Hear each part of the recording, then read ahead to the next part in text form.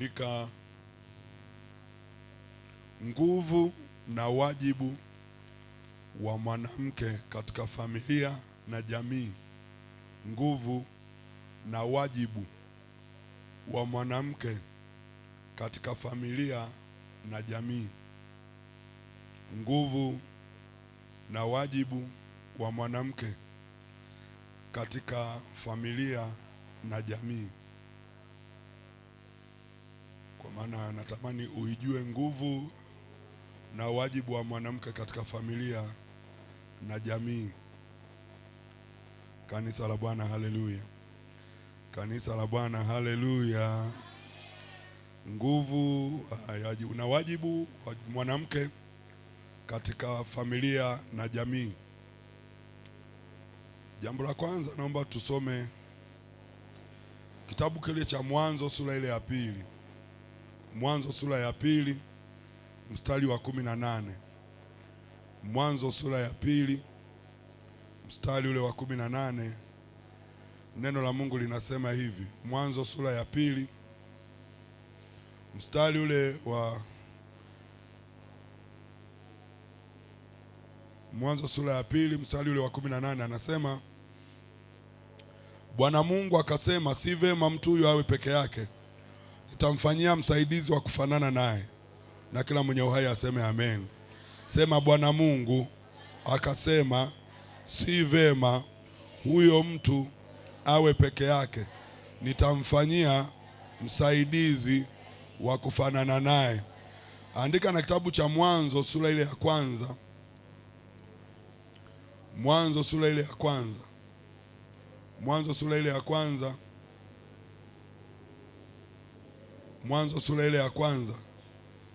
Na utafuta ule mstari wa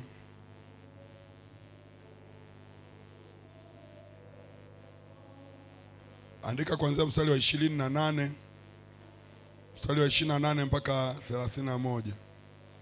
Mwanzo 1:28 31. Mwanzo 1:28 mpaka 31 anasema, Mungu akasema, na tumfanyie mtu kwa mfano wetu, kwa sura yetu, wakatawale samaki wa baharini na ndege wa angani na wanyama na nchi yote pia na kila chenye kutambaa kitambacho juu ya nchi.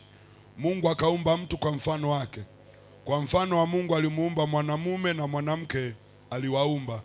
Mungu akawabarikia. Mungu akawaambia, zaeni mkaongezeke, mkaijaze nchi na kuitiisha, mkatawale samaki wa baharini na ndege wa angani na kila kiumbe chenye uhai kiendacho juu ya nchi.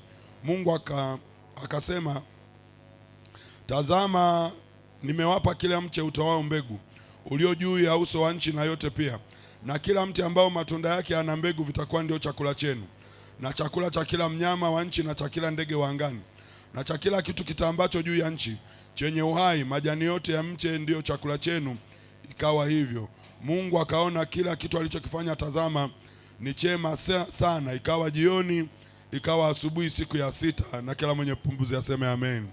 Sema, mwanamume na mwanamke aliwaumba. Kwa jambo la kwanza nataka uone nguvu ulionayo ya kwanza. Kama naandika, andika nguvu ilionayo ya kwanza, au wajibu ulionao wa kwanza ni kuwa msaidizi au mshauri au mwalimu. Nguvu ulionayo na wajibu wako ulionao wa kwanza ni kuwa msaidizi au mshauri au mwalimu.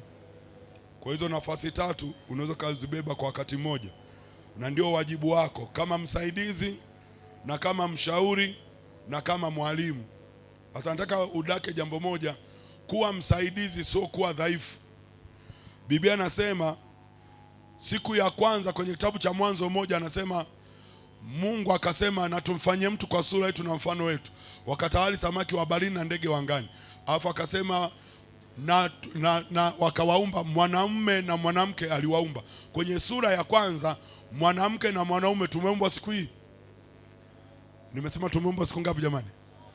Mwanaume na mwanamke tumeumbwa siku moja. Hatujaumbwa siku mbili, siku moja. Kwenye ulimwengu wa roho mwanamke na mwanaume wote tumeumbwa siku moja, sura ya kwanza. Ukienda sura ya pili sasa, kwenye ulimwengu wa mwili, Mwanzo 2 andika 7. Mwanzo 2 sura ile ya 7. Mwanzo 2 mstari ule wa 7 anasema hivi.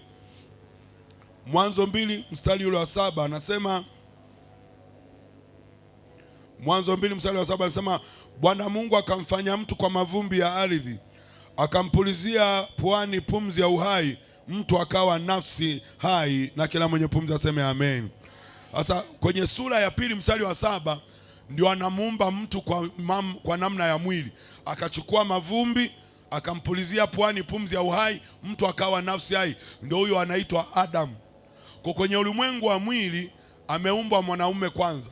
Kwenye ulimwengu wa roho mwanamke na mwanaume tumeumbwa siku moja. Kwa kwenye ulimwengu wa roho hauna udhaifu. Kwenye ulimwengu wa roho una nguvu. Kwenye ulimwengu wa roho una uwezo, kama ambavyo Mungu alisema kwenye hicho kitabu, anasema akawabarikia. Manake mwanaume na mwanamke wote tulifanya nini? Tulibarikiwa. Kanisa la Bwana, haleluya. Mwambie jirani yako wewe ni mbarikiwa. Mwambie tena jirani, wewe ni mbarikiwa. Mwambie kwa sauti, wewe ni mbarikiwa. Kwa hiyo kwenye sura ya kwanza wote tumeomba siku moja, rohoni tumeomba siku moja, ila mwilini, kwenye kuprint, kwenye kuzaa mwili ndio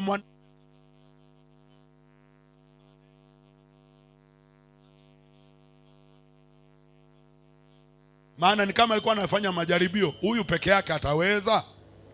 Kabla sija print mwanamke, huyu ataweza? Akamchunguza akagundua Adam peke yake hawezi. Ndio anasema kwa namna hii ngoja nimfanyie msaidizi wa kufanana naye. Na kwa nini ulitoka kwenye ubavu? Kwa sababu tayari kwa umeshaumbwa rohoni. Ilikuwa ni kitu cha kukutoa utokee mwilini. Kanisa la Bwana, haleluya. Kwa ulitokea kwenye umbavu si kwa sababu ni dhaifu, ni kwa sababu ulikuwepo tayari kwenye ulimwengu wa roho. Mungu alikuwa anakuchomoa tu kutoka kule kwenye ulimwengu wa roho akakuleta katika mwili ili umsaidie huyu Adam. Hasa kumsaidia sio udhaifu. Kumsaidia sio kwamba wewe huna nguvu. Labda niulize swali linaweza kaeleweka. Hivi mtu anapofanya kazi alafu akashindwa kazi, alafu akaomba msaada, huyu aliyeomba msaada ana nguvu? Manake yeye peke yake amefanya nini? Ameshindwa. Sasa huyu anayekuja kuleta kuongeza nguvu, manake huyu ana nguvu za kumsaidia huyu aliyeshindwa. Sasa anayekuja kumsaidia aliyeshindwa sio dhaifu. Kanisa la Bwana, haleluya. Shida moja ambayo niliona, ambayo ninatamani tuweke vizuri, watu wengi, misingi ya familia ya mwanzoni iliwafanya wasichana au wanawake kama vyombo duni visivyokuwa na uwezo. Wanaposema msaidizi, walichukua kama msaidizi ni kama vile tunavyosema msichana wa kazi, house girl, kwamba hana thamani. Lakini sio kweli kwamba hana thamani.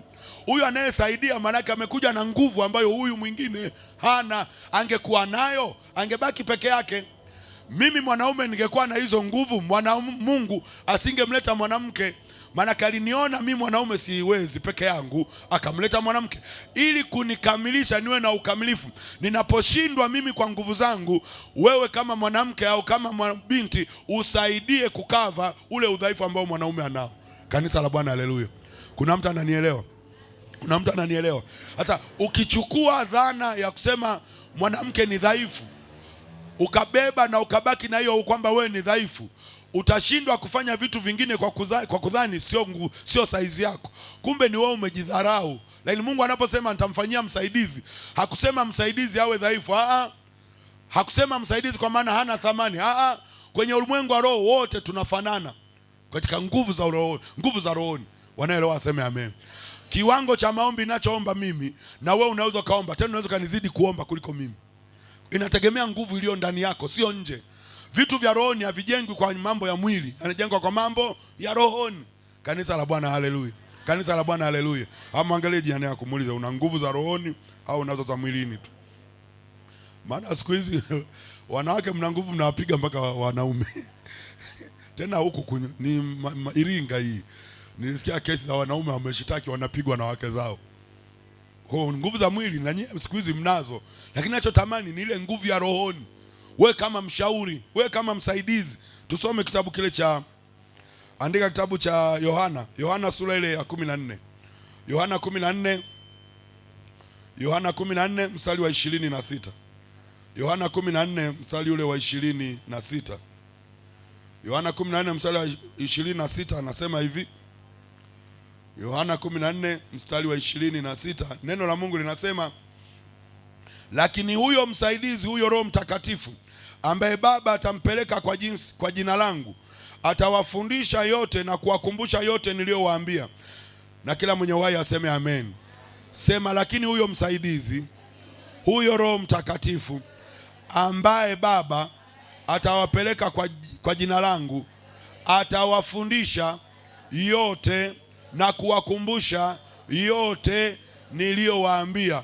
Umeona kazi ya Roho Mtakatifu? Umeziona kazi ya Roho Mtakatifu? Kazi ya kwanza anasema nini?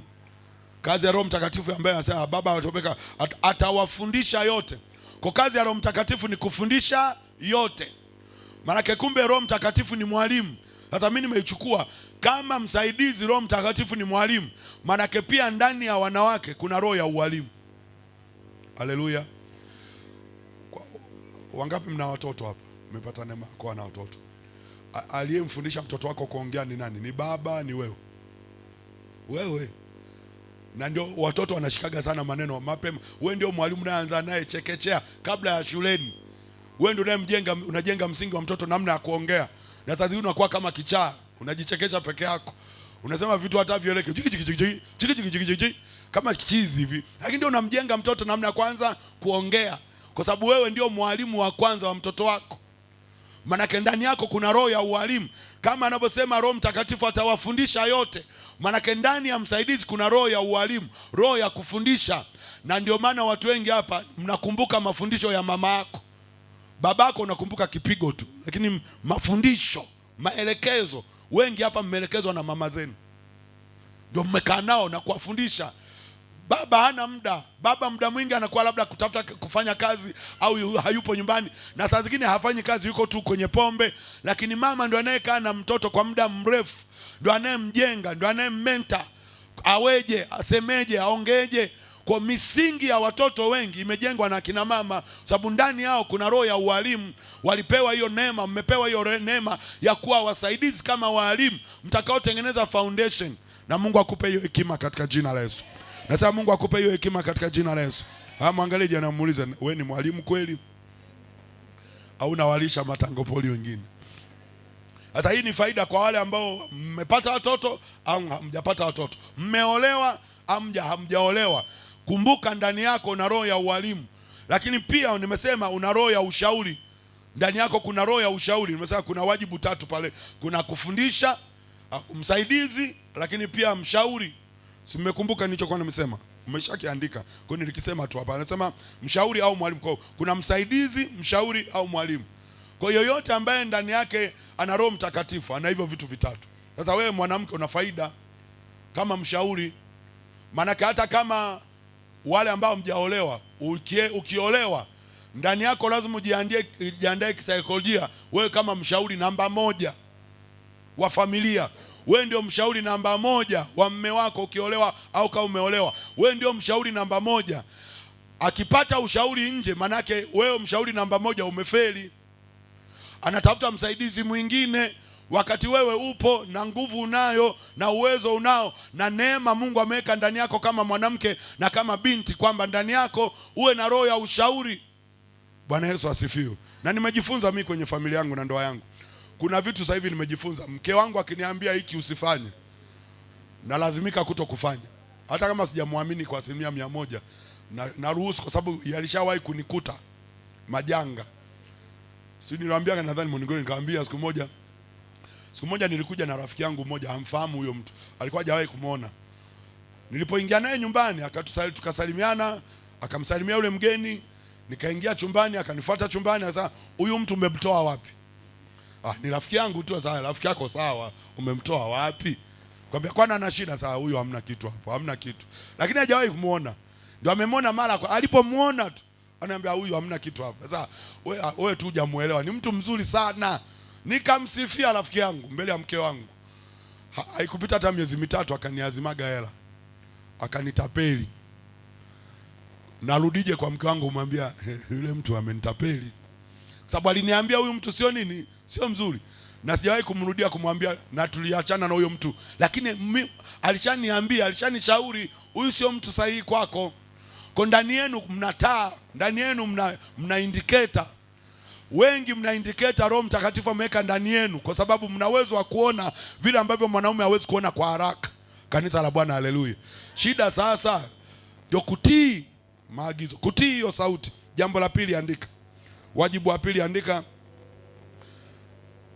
nguvu nyingine ya mwanamke au wajibu mwingine wa mwanamke ni kuwa mjenzi wa familia na jamii. Nguvu nyingine au wajibu wa mwanamke ni kuwa mjenzi wa familia na jamii.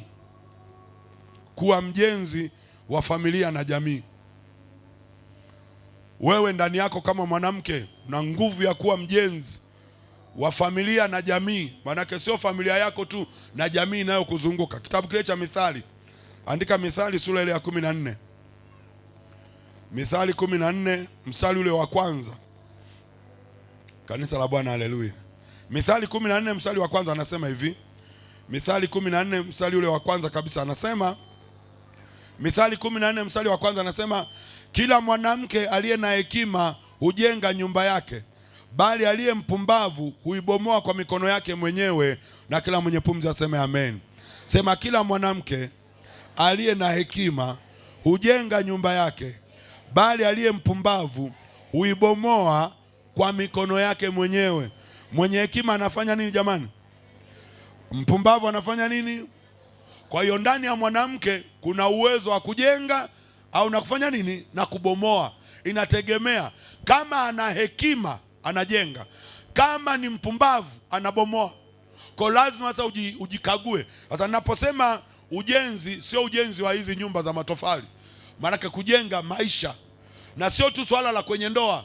Wewe ni mjenzi wa maisha yako mwenyewe. Kwa lugha nyingine ningesema mwanamke mwenye hekima ana uwezo wa kujijenga mwenyewe, na mwanamke mpumbavu anaweza kajibomoa mwenyewe. Kabla hajabomoa vya wengine, anaweza kabomoa vya kwake.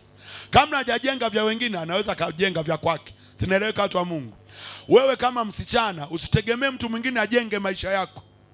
Wewe kama binti usitegemee mtu mwingine ajenge maisha yako. Ukitegemea mtu mwingine ajenge maisha yako, atajenga anavyotaka yeye uwe. Lakini wewe ukiwa na uwezo wa kujijenga, utajijenga unavyotakiwa wewe uwe, na ikawe kwako katika jina la Yesu. Sasa ndio maana sasa tunajikuta mabinti wengi na wanawake, kwa sababu wanatamani wajengwe na mtu mwingine bila kujua ndani yao wana uwezo wa kujijenga. Ndio maana unajikuta mnaishi kwa kutegemea mtu mwingine akusaidie, kumbe ungeweza kujijenga mwenyewe. Na bahati nzuri sasa Mungu amewapa neema, angalau sasa hivi kizazi cha sasa kinaweza kujitambua kwamba kuna watu sasa, tuna viongozi wanawake wakubwa wa nchi, tuna viongozi wakubwa wa serikali, tuna viongozi wakubwa wa kanisa, tuna watu sasa hivi, kuna wadada wamesoma. Wazazi wa zamani wa mama walikuwa hawajasoma. Lakini uwe mwangalifu sasa unaposoma. Kama una degree na masters, unaposoma degree na masters zisisababishe ukajibomoa wewe na ukabomoa na wengine. Sababu unaweza ukabomoa nyumba yako kwa sababu ya ujuaji. Haleluya. Amwangalie jana, mwambie usiwe mjuaji, usije ukabomoa maisha ya wengine. Sababu sasa changamoto inapokuja, kadi mnavyoelimika pia ndio nyumba zinabomoka, ndio familia zinawashinda, ndio kipindi ambacho taraka zinatoka nje, ndio kipindi ambacho wanaachika. Mpaka unajiuliza sasa, kama elimu inakuja alafu ndio familia zinabomoka, mbona wamama wa zamani walikuwa hawajasoma lakini wametunza familia, wamejenga familia, wamezilinda familia, wamelinda watoto? Mbona kizazi cha sasa kimesoma, kina elimu? Nilimwona mama mmoja anasema ana degree 7. Mama mmoja degree 7. Maana kama elimu ipo, lakini ndio kipindi ambacho ndoa zinavunjika, maana nyumba nyingi zinabomoka. Kwa hiyo kadi mnavyopata maarifa, badala ya kuwa wajenzi wa nyumba, mmekuwa wabomoaji wa nyumba. Mwangalie jirani yako, sample uliokaa nayo unaionaje? Inabomoa, inajenga? Usimuogope auli kwake. Mtazama, ngoja niwasogelee kabisa.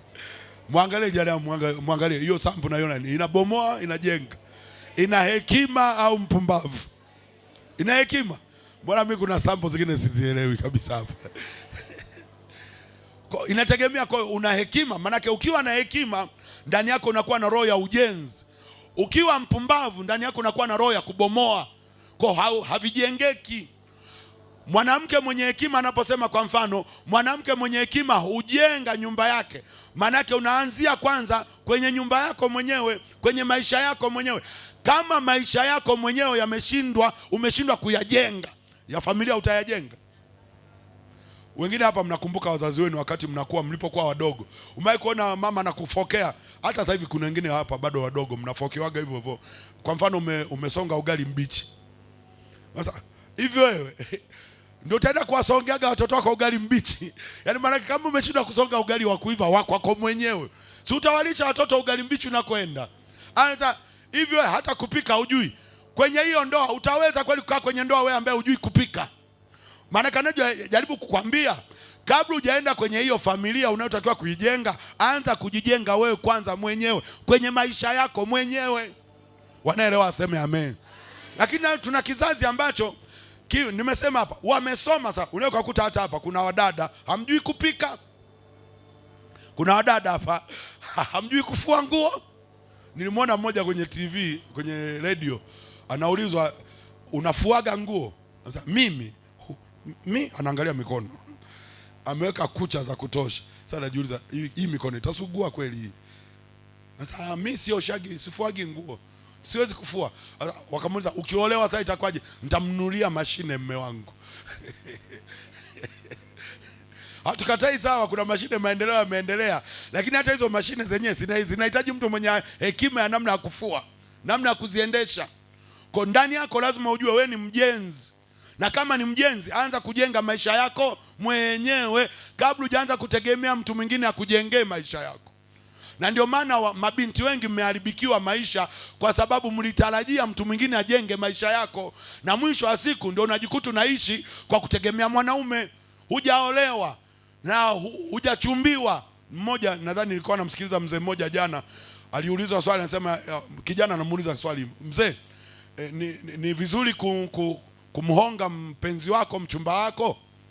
Akamwambia sio wajibu wako wewe, huo ni wajibu wa babake na kaka yake, ila akiolewa ndio wajibu wako kumtunza mke wako. Kwa hiyo ukiwa mchumba au girlfriend, sio wajibu wa mchumba kukutunza, sio wajibu wake, ni wa baba yako aliyekuzaa. Mwangalie jirani yako, mwangalie jirani yako, mwambie waache kusema tuma na kutolea. Mwambie usimuogope, si mko wenyewe hapa. Mimi nawakilisha wanaume leo kuambia kwamba hatutaki mseme tuma na kutolea. Hiyo sio wajibu wa mwanaume, ni wajibu wako kama msichana kujijenga mwenyewe. Wazazi wa zamani walikuwa wanatusaidiaga sana kulea, juu namna ya kulea. Wanamfundisha mtoto wa kike kusuka vilago. Mnakumbuka kusuka ile mikeka? Si mnakumbuka? Wangapi mnaweza kusuka mikeka? Digitali hawezi kuelewa kabisa. Hawa .com hawezi. Wangapi wale wengine mlikuwa mnafundishwa kufuma vitambaa? Na huku Iringa na Njombe ndio walikuwa wanaongoza kweli kupamba makochi na vitambaa vilivyo unasuka na ile sindano. Zile ni kazi za mikono. Binti anafundishwa kabla hajaolewa, anaanza kujitegemea. Sio swala la kuajiriwa kwanza. Wewe kama binti na kama mwanamke una uwezo wa kujenga maisha yako mwenyewe kabla hujasubiri mwanaume akujengee maisha. Wanaelewa, aseme amen. Walikuwa wanaenda kwa mume wake akiwa na kila kitu. Ana sufuria, ana madishi, ana sahani, ananunua taratibu. Siku hizi zimekuja kitchen party ndio zimewalemaza. Mwangalie jirani yako, mwambie usisubiri kitchen party upate vyombo. Zinasubiri kitchen party kwa hamu kweli. Na unaanza kupigia budget kichwa cha mtasa. Kwa mfano nikimwalika yule dada pale kabisa napata seti ya sahani. Kwa nini wewe usianze wewe kujenga kwako mwenyewe? Anzia kwako. Mjenzi mzuri ni yule anayeweza kajenga maisha yake mwenyewe. Anza kwanza ili pia mpunguze tamaa. Haleluya. Mwangalie jirani yako, muulize ujala vya watu wewe. Na kwa nini unakula vya watu? Huna cha kwako. Hujajenga maisha yako. Unakuta mtu msichana anasubiri tu kuolewa. Kuolewa ni matokeo ya baadaye, lakini lazima wewe maisha yako yafanye nini? Yaendelee. Jishape, jitengeneze. Uolewe usiolewe, bado na wewe una maisha yako. Ukiolewa hiyo ni jambo la pili la baraka, lakini la kwanza tumetoka kusoma ile Mwanzo 1, ulishaumbwa wewe kwa mfano wa Mungu na sura ya Mungu toka kitabu cha Mwanzo. Kwa una maisha yako kabla ya kuolewa, na ili ujenge nyumba ya familia unayoendea inategemea wewe umejijenga sasa, umejitengeneza sasa. umekuwa umejishape kwamba wewe ni mke wa mtu. Haujawahi kuona siku hizi kuna msemo anasema huyu ni wife material. Unajua kanisa nasema wife material. Kuna vitu tunavyoviangalia. Mtu anaweza kacheza hamna kitu hapa. Ndio maana wengi mnaachwa. Kwa sababu gani? Unaingia kwenye mahusiano, wa kwanza anakucheki. Wiki ya kwanza, ya pili unavyoongea. Maneno yako tu unavyoongeza hamna anayejenga hapa. Anakucheki matumizi yako. Mmeenda labda outing kidogo tu, amekutoa outing, ameletwa mhudumu, huna hata hekima, leta kuku mzima hapa na soda na juisi na maziwa mtindi. Umevichanganya vitu vyote kwa wakati mmoja, na ninapoondoka naomba nifungie na chips yai. Mwanaume anakucheka sasa. Hapa hamna mjenzi hapa. Hapa kuna mbomoaji hapa. Haleluya. Anakuangalia naona kuna mbomoaji. Bwana Yesu asifiwe. Kanisa la Bwana, haleluya. Sasa naomba mtumishi utulie sasa. Huduma yoyote isiendelee sasa hivi, maana network inayumba. Simenielewa? Akienda mnamsindikiza, akirudi mnamsindikiza. Sasa mnaniacha mimi huku peke yangu. Haleluya. Tupungiane mikono hewani. Bwana Yesu asifiwe. Sasa nataka kuambia wewe uwe na uwezo wa kujijenga mwenyewe. Anza kujijenga. Anza kujijenga. Kwa sababu unako kuendea kuna wajibu mkubwa. Kama wa kujijenga mwenyewe hauwezi, huwezi kujenga familia, huwezi kujenga maisha ya mtu mwingine, na kesho yako kesho ya watoto wako inakutegemea wewe. Kama wewe mwenyewe tu imekushinda kesho yako, watoto wako utawaweza kweli? Hakuna ambaye anaweza kaweza kama ya kwake yamemshinda. Kwa sifa ya kwanza lazima uwe na sifa ya kuwa mjenzi mwenye hekima. Usiwe mpumbavu, uwe mwenye nini? Mwenye hekima, ili usibomoe nyumba yako kwa mikono yako mwenyewe. Kuna watu hapa mmepata neema, wazazi wamewasaidia kujijenga maisha yenu. Kwa sababu kwa mfano kusoma, elimu inakusaidia kujijenga. Ukikataa shule umejibomoa mwenyewe. Sababu kuna maisha yako peke yako. Kuna maisha yako ambayo yanatakiwa kutegemea wewe, na baadaye utegemewe na wengine. Kanisa la Bwana, haleluya. Na uambiaga vijana, hatua za maisha ziko 3 kwa mtu. Hatua ya kwanza ni ya kutegemea. Ziandike hizo. Haiko kwenye notes lakini iandike. Andika hatua za maisha. Hatua za kimaisha. Andika tu hatua za kimaisha. Hatua za kimaisha. Hatua za kimaisha. Haikuwemo kwenye notes lakini iandike. Hatua za kimaisha. Ya kwanza, hatua ya kwanza ya kimaisha ni ya kutegemea. Hatua ya kutegemea. Manake unategemea wazazi. Kula unategemea wazazi.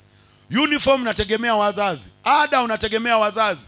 Mavazi unategemea wazazi. Hiyo ni hatua ya kwanza. Ukiletewa ugali na maharage unalalamika. Kila siku ugali na maharage, ugali na maharage, kwa sababu sio wewe unayenunua, unategemea. Na unawaona wanaokupa ugali na maharage kama wazembe hivi. Yajayo yanafurahisha. Sasa unaona ukiona tu ugali na maharage unanuna. Kila siku mchicha tu, kila siku mchicha. Subiri kuwa uyaone. Kwa nini sasa? Na sikulaumu. Kwa sababu gani? Uko kwenye stage ya kwanza ya maisha ya kutegemea. Usipopewa hela unalalamika, mbona mimi hujanipa hela? Mbona mimi hujanipa hela? Ni kweli kabisa na ni haki yako, kwa sababu uko kwenye stage ya kwanza. Kwa unasomeshwa. Na hii stage ya kwanza ndio inayokuandaa uende stage ya pili inayosema kujitegemea. Andika kujitegemea. Hatua ya pili ya kimaisha ni kujitegemea. Kujitegemea. Hatua ya pili ni kujitegemea. Na hapa sasa ndio unakutana na hiyo ya mwenye hekima na hujenga nyumba yake mwenyewe. Maana hii ya pili ya kujitegemea ndio unajitengeneza kuwa nani. Umejishape kabla hujazaa, kabla hujaolewa, unajitengeneza kuwa mtu anayeweza kujitegemea mwenyewe. Ile ya kwanza kunategemea nguo kununulie mamako au babako. Ya pili ukiomba mama nipe hela nguo, hasa umekuwa mwanangu, nunua mwenyewe. Hatua ya pili. Ile ya kwanza ukimwambia naomba nguo ya sikukuu atakupa. Ya pili ukiomba nguo ya sikukuu hakupe, anasema tafuta hela mwenyewe. Sababu gani? Uko kwenye stage ya pili ya kujitegemea, sio ya kutegemea, ya kujitegemea. Maana unatengeneza maisha yako mwenyewe. Ndio kipindi ambacho unaweza kuanzisha biashara yako mwenyewe. Ndio kipindi ambacho utafungua duka lako mwenyewe. Ndio kipindi ambacho utatafuta kazi yako mwenyewe, kwa sababu ndio maisha yako kwenye hicho kituo cha kutegemea. Hatua ya tatu ya maisha ni kutegemewa. Hatua ya tatu ni kutegemewa. Hatua ya tatu ya kimaisha ni kutegemewa. Hata na wewe unakuwa kwenye ile stage ambayo ndio ulikuwa nayo wewe mwanzoni. Ulivyokuwa unasema maharage kila siku, mnanilisha maharage kila siku. Sasa hivi na wewe unapata wanaokuambia utatulisha maharage kila siku mchicha, kama ulivyokuwa unawalalamikia wazazi wako. Haleluya. Amwangalie jana, mwambie jiandae mwanangu. Mwambie jiandae, yajayo yanafurahisha. Kama ulivyokuwa unawalaumu wazazi wako, na wewe yanakuja. Kuna kipindi ulikuwa unaona wazazi wako kama wazembe hivi. Na sasa unatamani uambie wewe, "Humwoni baba wa fulani? Humwoni mama fulani? Huoni yule mama anavyowatunza watoto wake?" Wewe ulikuwa kwenye stage ya kutegemea, kwa ukuwa na shida. Lakini stage hii ya tatu inategemea nguvu. Na ili stage ya tatu ikamilike inategemea stage ya pili. Umevukaje? Umejiandaje? Umejipangaje? Kabla hujaenda stage ya tatu, umejipangaje? Kanisa la Bwana, haleluya. Kanisa la Bwana, haleluya. Sema, Bwana Yesu, nipe neema ya kuweza kujenga maisha yangu mwenyewe. Nipe neema ya kuwa na uwezo wa kujitegemea na baadaye kutegemewa, katika jina la Yesu. Wanaamini waseme amen. Wangapi mko hatua ya kwanza ya kimaisha? Mnategemea? Nyosha mkono. Shusha. Wangapi mko hatua ya pili ya kujitegemea? Nyosha mkono. Wangapi mko hatua ya tatu ya kutegemewa? Nyosha mkono. Haleluya. Kwa tuna yote makundi matatu. Simenielewa hapo? Sasa hili kundi la kwanza saizi naona kama kila mtu anaona kama haelewi, yani hajijui huyu, yani mimi nikikuwa mimi. Yani sasa hivi unamwona kila mtu mkubwa ni mzembe. Kwa sababu hujafika. Muangalie udada, kila siku ana nywele zile, amesuka vile. Sasa hivi wewe unapewa za kusukia. Ngoma inakuja ya kujitegemea. Haleluya. Kanisa la Bwana, haleluya. Watu wa Mungu, haleluya. Sema, Bwana Yesu, nipe neema ya kuwa na uwezo wa kujitegemea na kutegemewa, katika jina la Yesu. Wanaamini waseme amen. Wanaelewa waseme amen. Mfano kama sasa mimi nimesafiri, mtoto wangu anapiga tu simu, "Baba, naomba uje na zawadi." Ni wajibu wangu. Sasa nyoza hiki kinajua mimi ninavyoteseka. Swala la kuteseka sio la kwake, ni la kwangu. Na ndio maana ikifika umri wa kutegemewa, watoto kwa sheria ya Jamhuri ya Muungano wa Tanzania, ukiwa na watoto, mtoto ana uwezo wa kukushitaki kama umtunzi. Ana uwezo wa kwenda ustawi wa jamii akisema, "Mama amenitelekeza." Yaani ilitakiwa watoto wangekuwa najua sheria, wakilala na njaa, akilala tu na njaa, anaenda polisi. "Afande, mama amenilaza na njaa leo." Mama tunakamatwa, weka ndani. "Kwa nini umemlaza mtoto na njaa?" Useme, "Sina." Ni wajibu wako kumlisha. Kusoma ni wajibu wako kumsomesha mtoto wako. Hiyo ni stage ya tatu kabisa ya maisha. Na waombea kwa Mungu aliye hai, hiyo stage ya pili na ya tatu muweze kufanikiwa katika jina la Yesu. Wanaamini waseme amen. Kwa sababu ukifeli kwenye kujitegemea utakuwa ombaomba. Ukifeli kwenye kutegemea ndio unajikuta kuna tabia ya uzinzi inainuka. Na kuna watu hapa mmejikuta mna mahusiano ambayo ukweli sio kwamba unampenda huyo kijana. Njaa. Umepigishwa ugali na maharage homwe, piga michicha ya kutosha we, bado unasema yamenichosha. Alafu nakutana na mtu sasa, "Twende nikupeleke ukaangalau ukale kitimoto." Na vyenyewe umeshindia maharage wiki 3. Sasa twende tu kaka. Uyo. Lakini ukweli sio kwa sababu mnampenda. Kuna watu hapa ambao mmeingia kwenye mahusiano ukweli. Nafsi yako ni shahidi na moyo wako ni shahidi kwamba uliye naye sio kwa sababu nampenda, ila unatamani kumwacha. Afu nafsi inasema, "Acha ujinga, njaa itakuua." Kwa hiyo hauko kwenye mahusiano kwa uwezo au kwa upendo. Uko kwenye mahusiano kwa sababu kuna mahali umefeli kujenga maisha yako. Unataka mtu mwingine akusaidie kujenga maisha yako. Sasa mbaya zaidi, unataka ujengwe kwenye kula. Sasa level ya kula ni ya chini kabisa. Kanisa la Bwana, haleluya. Mtumishi wa Mungu, mama, nakuomba uende kamalizane nao huko kabisa. Haleluya. Mniangalie mimi sasa. Mbona mnamwangalia mama? Ana ratiba yake nzuri huko, anatakiwa kuitekeleza. Bwana Yesu asifiwe. Ili make wote mama wanakuangalia wewe huku, kunapoteza darasa langu. Tupungiane hewani mkono. Mbona mwingine hampungi mkono? Hao ndio mmepigwa na nyundo. Sasa tuendelee pale nilipokuambia, kuna watu hapa mnaingia kwenye mahusiano si kwa sababu ya upendo. Kinachokuongoza sio upendo. Na unajua sasa humpendi. Na mbaya zaidi, usipokuwa mwangalifu utajikuta unaingia mpaka kwenye agano la ndoa na mtu ambaye moyoni humpendi. Na mwisho wa siku ndio maana talaka zinakuwa nyingi. Kwa sababu gani? Uliingia kwenye ndoa kwa sababu ya njaa. Uliingia kwenye ndoa kwa sababu huna kitu. Uliingia kwenye ndoa kwa sababu anakusaidiaga hela. Uliolewa kwa sababu yamkini ana hela. Na ndio maana nawaambia mabinti mlioko hapa, msiolewe kwa sababu mwanaume ana hela. Olewa kwa sababu anakupenda. Na uolewe kwa sababu na wewe unafanya nini? Unampenda. Ukiolewa na usiyempenda utakuwa unaishi gerezani. Itafika mahali hela yake utakula, lakini napokuja kutimiza wajibu wako kama mwanamke unajifyonya mwanzo mwisho. Ukimwona sasa akuita baby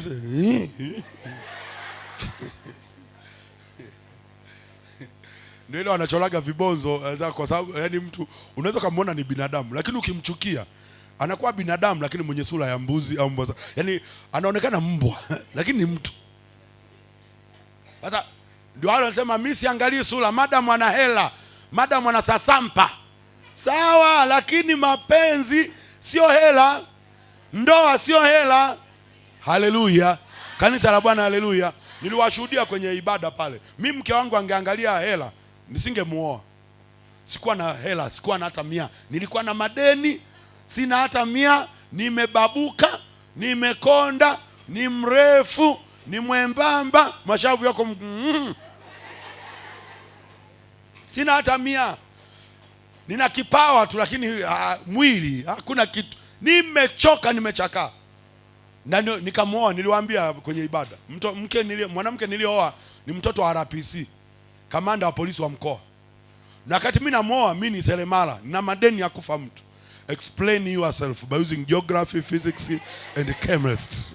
How comes seremala kwenda kuoa kwa RPC? Kimwili na goma, kiakili na kataa. Lakini Biblia inaposema nitakupa kufanana naye, maana sio uwezo. Anaweza akawa na madhaifu lakini wewe unaweza kaenda kumkamilisha. Wanaelewa waseme amen. Na ndio maana unapoamua kuolewa, unapofanya maamuzi ya kuolewa, kipaumbele cha kwanza nimekwambia sio hela. Unaweza kumdharau mtu. Ukamdharau kwa sababu ya maisha alionayo na ukampenda mwenye hela. Utakuja ugundua uliyemkataaga ambaye hakuwa na hela ni bora kuliko kwa ile kwa anakupa hela ya tipu. Na wengine mnaushuhuda kwa sababu kuna wengine watu wazima hapa mnaushuhuda ni wakongwe. Sasa hivi unarudisha mkanda wako jua, sasa ningejuaga. Ningemkubaliaga Yohana wa shule ya msingi. Ningejuaga bora tu angenioaga zawadi hata kama alikuwa maskini lakini alikuwa ananipenda jamani. Ananipenda. Sasa hivi umepigwa matukio, una majeraha. Kwani ulikimbilia hela? Hakukuangalia upendo. Na ukikaa na majeraha ni maiti inayotembea. Ukikaa na uchungu ni maiti inayotembea. Na mtu ambaye ana uchungu na huzuni sio productive. Hawezi kuzalisha. Kwa nini? Uchungu, Biblia inasema nitakwenda pole pole kwa sababu ya uchungu wa moyo wangu, kwa sababu ya jeraha. Majeraha yanasababishaga mtu aende pole pole, hawezi kufanya maamuzi haraka sababu ya uchungu. Haleluya. Hamwangalie jirani yako tena muulize, nyumba yako umeijenga ikoje mwenzangu? Site yako inaendeleaje? Muangalie usoni, usimwogope, muulize site yako inaendeleaje? Iko kwenye lenta, iko kwenye msingi au ndio unapaua? Kwa lazima ujicholee ramani. Manake mjenzi lazima ujicholee ramani. Unataka uwe nani? Kwa sababu mwisho wa siku haya tunayoyaona sasa hivi, haya mnayohamasishana mitandaoni, kwa haya ya sasa hivi, haya mnajua yanayoendelea mtandaoni ya wanaharakati, mara kipato chako ukifiche. Hiyo yote ya kujificha ni kwa sababu hujajenga msingi wa wewe kuwa nani. Kwa unajikuta umeingia kwenye ndoa ndio unagundua umeolewa na nyambuda. Mnajua manyambuda? watu katili, wauaji, ndio uko kwenye ndoa. Lakini binti aliyejitengeneza na kujijenga kwa hekima, hata maamuzi ya kuolewa anajua huyu ananifaa. Sio uko kwenye ndoa ndio unakuja kugundua umeolewa na janga la taifa. Ili usiolewe na janga la taifa, anza kujenga wewe mwenyewe nyumba yako kwa hekima. Unataka kuwa nani? Kesho yako iwe nani? Sio uko kwenye ndoa ndio unaanza kujielezea, mimi natakiwa niwe hivi. Mtapishana tu. Na mbaya zaidi, majira tulionayo, wanawake na mabinti mnafundishwa sana kujitegemea, lakini wanaume hatujafundishwa kuishi na wanawake wanao uwezo wa kujitegemea. Nimeleka hiyo lugha. Yaani wengi sasa hivi mmekuwa mentored, mmetengenezwa kujitegemea, kuwa na uwezo. Siku hizi, zamani mlikuwa nasema mwanamke akiwezeshwa anaweza. Siku hizi hamsemagi mlishaweza wenzetu. Na kuna wasichana mko hapa mmeweza kwa kiwango ambacho wewe ndio unayemuhongaga boyfriend. Sababu wewe ndio una hela. Afu huyu hana hata 100. Sasa haina shida, utakula za kwangu. Mwisho wa siku nadhani niwaambie, na nitawaambia kesho watoto wa kiume, hela ya mwanamke sio ya kula. Sio hela ya kula mwanamke. Na kama huko hapo na wapaga hela wanaume, acha. Unatuharibia watoto wa kiume. Wewe sio wajibu wako kuwatunza wanaume, sio kazi yako. Sio kazi yako. Kama hela yako imekosa kazi, mnunulie kitenge mamako. Kama hela yako imekosa kazi, mnunulie suti babako. Usimnunulie mchumba. Na ndio maana mwisho wa siku mahusiano yakivunjika, una majeraha mawili, ya hela na moyo umeenda. Kwa unashindwa ni dai moyo au hela. Maana vyote vimeenda sasa. Ni bora ubaki na kimoja cha moyo, sio hela. Lakini tumefika mahali ambapo mabinti wananunulia magari watoto wa kiume. Sio vibaya, lakini ni kualemaza. Ni kualemaza, sio wajibu wako. Sio kazi yako kuonga, sio wajibu wako kabisa. Labda ukiolewa kwenye ndoa unaweza kufanya kwa sehemu kama msaidizi, kwamba mambo yafanye nini, yakae sawa. Lakini sio wajibu wako kama sheria. Haleluya. Kanisa la Bwana, haleluya. Na niwaambie, mimi ni mwanaume. Mwanaume yoyote akigundua unampenda kwa kiwango cha kumtunza, anakudharau. Anagundua huyu hamna kitu hapa. Hamna kitu hapa, huyu poyoyo huyu. Akigundua unampenda mpaka unampa hela. Akwambia, baby na shida 30, haina shida baby, nitume namba ipi? Siku hizi mpaka watoto wa kiume wanadai na hela ya kutolea. Nitumie na ya kutolea wa kiume. Na wewe kweli unamtumia. Wewe na huyo mchumba wako wote mapoyoyo. Wote mapoyoyo. Hatukatai kusaidia, lakini sio usiweke kama wajibu wako. Inakuharibia wewe mwenyewe kesho yako. Jenga maisha yako, tengeneza kesho yako. Wanaelewa aseme amen. Andika sifa za mjenzi, sifa za mjenzi. Kwenye hicho kipengele nataka uone sifa za mjenzi. Sifa ya mjenzi, sifa ya kwanza. Sifa ya kwanza, hukagua saiti yake kabla ya kwanza ujenzi. Hukagua saiti yake kabla ya kwanza ujenzi. Kanisa la Bwana, haleluya. Sifa ya kwanza, hukagua saiti yake kabla ya kuanza ujenzi. Hukagua saiti yake kabla ya kuanza ujenzi. Hukagua saiti yake kabla ya kuanza ujenzi. Na ya pili yake, huhesabu gharama kabla ya ujenzi. Huhesabu gharama kabla ya ujenzi. Kwa ni sifa mbili hapo, lakini 2 in 1. Manake unatakiwa kukagua saiti yako kabla ya ujenzi, lakini pia ukishajua saiti yako unajua gharama za saiti yako ujenzi ni kiasi gani. Kumbuka sizungumzi habari ya nyumba, nazungumza habari ya maisha, sawa eh? Kwa unaposema saiti yako usipige picha, wengine hata saiti hujui ni nini. Sasa yani nataka maisha yako, saiti yako ni maisha yako. Unataka kuwa nani? Saiti yako ni ndoa unayoiendea. Kama Mungu atakupa neema ya kuolewa, maana lazima ujue unakoenda. Na uhesabu gharama. Nimetoka kusema hapa, kwa mfano, kama wewe ni binti na umri wa kuolewa umefika, kabla hujamkubalia huyo mwanaume, hujakimbilia kusema sawa, niko tayari kuolewa na wewe, hesabu kwanza gharama. Kagua hiyo sample, inaweza ukaihimili, unaimudu, una stamina. Sababu nimesema hapa, anaposema nitakupa wa kufanana naye, sio swala la sura, ni swala la madhaifu. Kwa mfano, hata mimi mtumishi naye niona hapa, pamoja na kunena kwa lugha na kuombea na mapepo yanatoka, lakini na udhaifu wangu. unaweza kanipenda hapa kwa sababu nahubiri. Ukikaa na mimi wiki 2 unakimbia. Utasema kumbe hata huyu na udhaifu wangu. Vingine sio dhambi. Maana ninaposema udhaifu haimaanishi ni dhambi. Kuna udhaifu mwingine, kwa mfano mimi ni mtumishi. Kwa mfano kama sasa hivi nimeondoka nyumbani. Hii ni wiki ya kwanza. Nikitoka hapa naenda Kigoma wiki ya pili. Nikitoka Kigoma naenda Katavi wiki ya 3. Nikitoka Katavi naenda Tabora wiki ya ngapi? Ya 4. Ya 4 au ya 5 ndio nitarudi nyumbani. Sasa kama nataka kuolewa na mimi mtumishi, alafu wewe unataka kila muda uwe na baby pembeni, mimi utaniweza? Unajua kitakachokuwa kinatokea, tutagombana kila siku. Na mimi nitakuwa nagombana roho kila siku. Na wewe kwa sababu uniamini, na kwa sababu huna stamina. Haiwezekani mwezi mzima unazunguka tu. Kwanza uko wapi sasa hivi? Sasa niko kanisani. Haya, nipigie video call nimuone mchungaji kama uko kanisani kweli. Na mimi naanza, wewe uko wapi? Niko nyumbani. Haya, mpe mtoto niongee naye. Nenda chumbani nione kitanda chetu kama ni kweli uko nyumbani kwetu. Kwani unajikuta mnaishi kwa wasiwasi. Kwa sababu gani? Hamfiti. Lakini kuna niliyemwoa, yeye anafiti kwenye maono yangu. Kwanza sina mashaka naye, sina hofu naye kwa tabia zake. Sio mtu wa kuongea, sio mtu wa kujichanganya. Yaani mke wangu hata kusikiliza watu wanavyoongea anachoka. Yaani watu wanaweza kakaa hapa wanaongea na yeye yuko hapa anawasikiliza, baadaye anatoka anakuja, nimechoka wanaongea sana, nimechoka. Kwa ni mtu ambaye anaweza kakaa peke yake akafanya vitu vyake bila shida, bila pressure. Kanisa la Bwana, haleluya. Lakini pia ameniamini. Hakunaga vile unaongea na nani hapo? Unaongea mimi, watu wanaweza kanipigia simu saa 3, saa 4, saa 5. Hana mashaka kwa sababu nimeoa kufanana naye.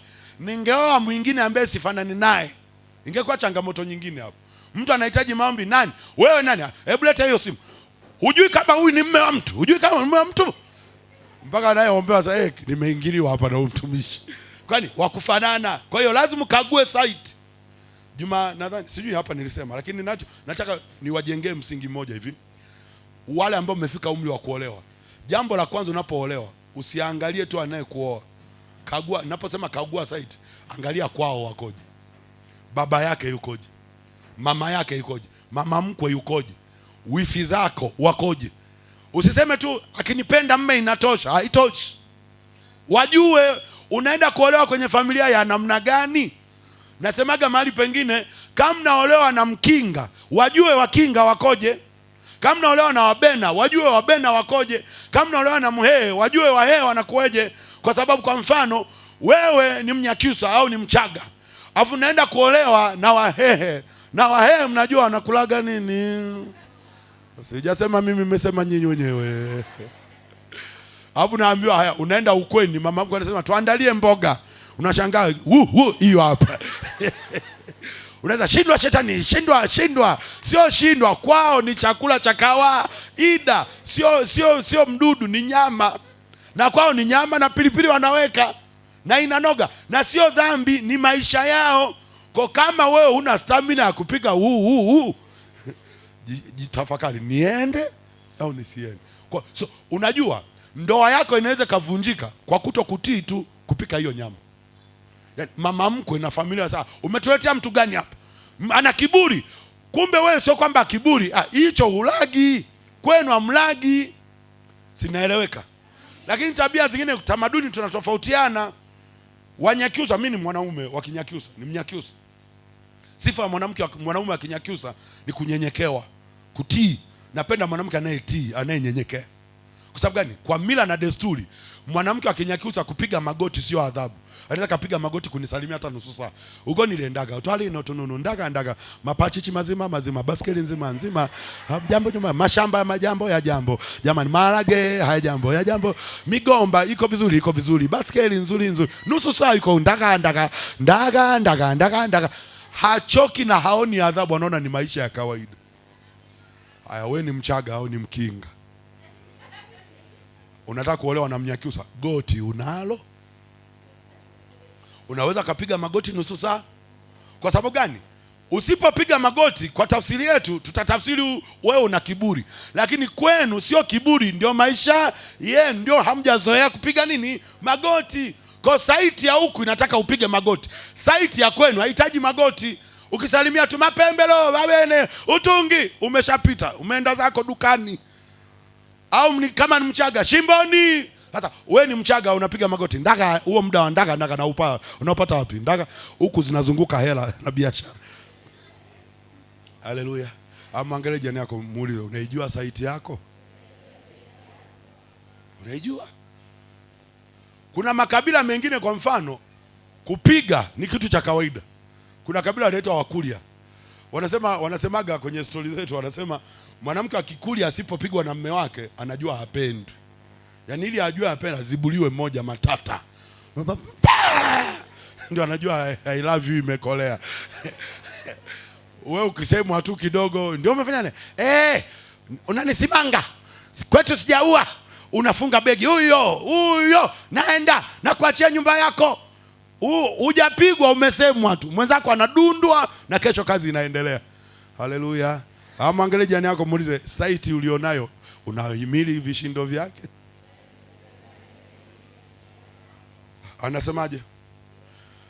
Unavyoona hiyo sample inaweza kaimili saiti. Andika kitabu kile cha Luka 14. Luka 14 mstari wa 27 mpaka 33. Luka 14 27 mpaka 33.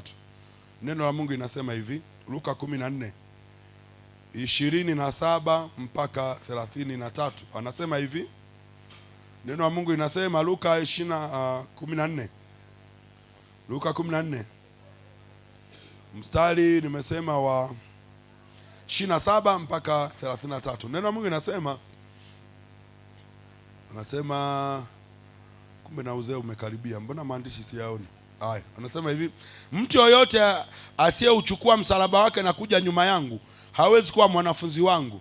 Maana ni nani katika ninyi kama akitaka kujenga mnara asiyeketi kwanza na kuhesabu gharama, kwamba anavyo vya kumalizia, asije akashindwa kumaliza baada kuupiga msingi. Watu wote waonao wakaanza kumdhihaki wakisema, mtu huyu alianza kujenga akawa hana nguvu ya kumaliza. Au kuna mfalme gani akitaka kwenda kupigana na mfalme mwingine asiyeketi kwanza kufanya shauri, kwamba yeye pamoja na watu 10,000 ataweza kukutana na yule aliyekuja juu yake na watu 20,000?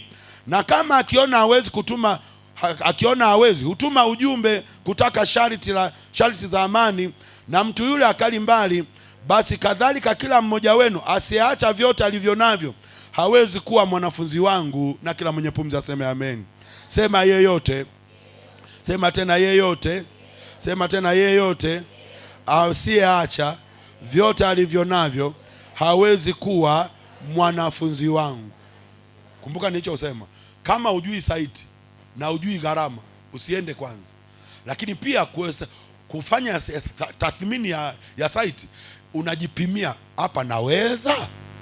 Sasa hii sio swala la mahusiano tu, hata kwenye biashara, hata kwenye kazi. Kwa mfano mnaosoma, yamkini mko kwenye kipengele cha kuchagua masomo, lazima ujifanyie tathmini. Wewe unataka kuwa daktari, biology imo kichwani. Unataka kuwa daktari, chemistry unaiweza? Sababu siingia afu baadaye unafeli, unasema masomo magumu. Masomo sio magumu, ila wewe ndio mgumu. Amwangalie jirani yako ambaye ni mgumu. Ukiona anainama ndio huyo. Kwa sababu unaweza kujikuta unajipeleka tu. Kumbe mwisho wa siku lazima ujue uwezo wako, stamina yako. Wengi hapa wanafeli si kwa sababu hawana akili. Wengi wanafeli kwa sababu wanavyovisoma sio vya kwao. Nimeeleweka? Sasa hii stage ya kwanza shule ya msingi uchagui, sekondari unaweza usichague, lakini ukifika kipindi cha kuchagua ile ya mitihani lazima ujue wewe unaweza kitu gani. Hesabu gharama, jichunguze. Nimetoka kusema habari ya kuolewa hapa. Lazima ujichunguze, kwa sababu unaweza kusema ndoa ni ya watu wawili tu. Nataka nikwambie ndoa sio ya watu wawili. Kama ni msichana unajiandaa kuolewa, ndoa sio ya watu wawili. Ndoa ni mfumo, ndoa ni taasisi, sio ya watu wawili. Kwenye ndoa kuna mama mkwe, ndoa kuna baba mkwe, ndoa kuna mawifi, ndoa kuna mashemeji. Jipime, una ubavu wa kuhimili kabla hujatoka kwenu. Vinginevyo bora usiolewe, usije kutusumbua baadaye na mwisho siku nasema wanaume wote mbwa. Acha ujinga, wengine sio mbwa. tengeneza. Haleluya. Unajiuliza, we dada mmoja tu unaonana na mbwa tu. Mbwa wa kwanza akakujeruhi, mbwa wa pili akakujeruhi. Ujichunguzi tu, hakuna mbwa. Wewe hujafanya hesabu. Jipime. Wewe unaingia kwenye mahusiano, mwanzoni tu maurafiki, unamwona mtu ana kisirani, afu unaingia. Jipime, huyu wa kisirani na mudu. Kabla unaenda kuolewa, wajue wakwe. Kumbe unaweza kujikuta unaolewa, mume wako mchumba hana shida, ni mzuri, hana tatizo. Mkwe ni mchawi konki master, na wewe huwezi kuomba. Unasinziaga kwenye maombi. Unaenda kuolewa kwa nyumba ya wachawi. Kidogo uko shindwa. Shetani toka.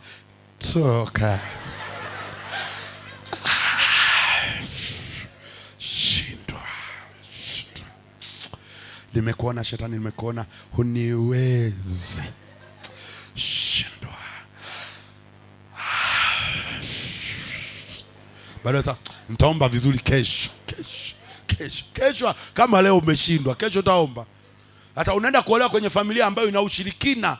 Unaenda kuolewa kwenye familia ambayo ina madhabahu ya miungu ya kutosha. Mume wako mwenye kalogwa, kafungwa na mamake, kafungwa na miungu ya ukoo, kafungwa na miungu ya kikinga. Na wewe unaolewa, maombi huna stamina ya maombi.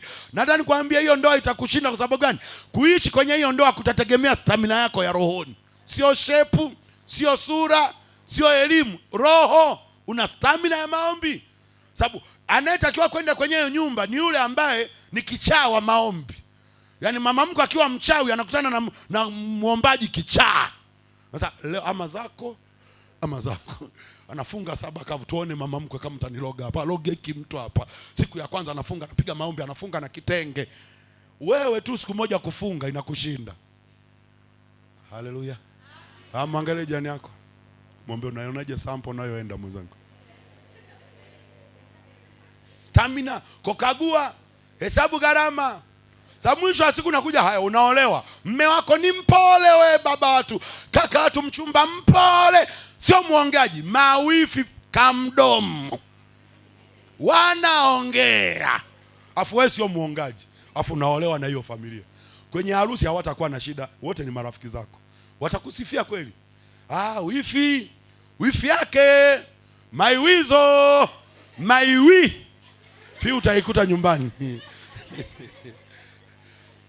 Alafu kuna mtu aliwahi kukuambia kwenye urafiki, alipokuona na wewe kijana, akakwambia, unapoolewa pale, unawajua mawifi wewe. Sasa kwani naolewa na mawifi au naolewa na kakao?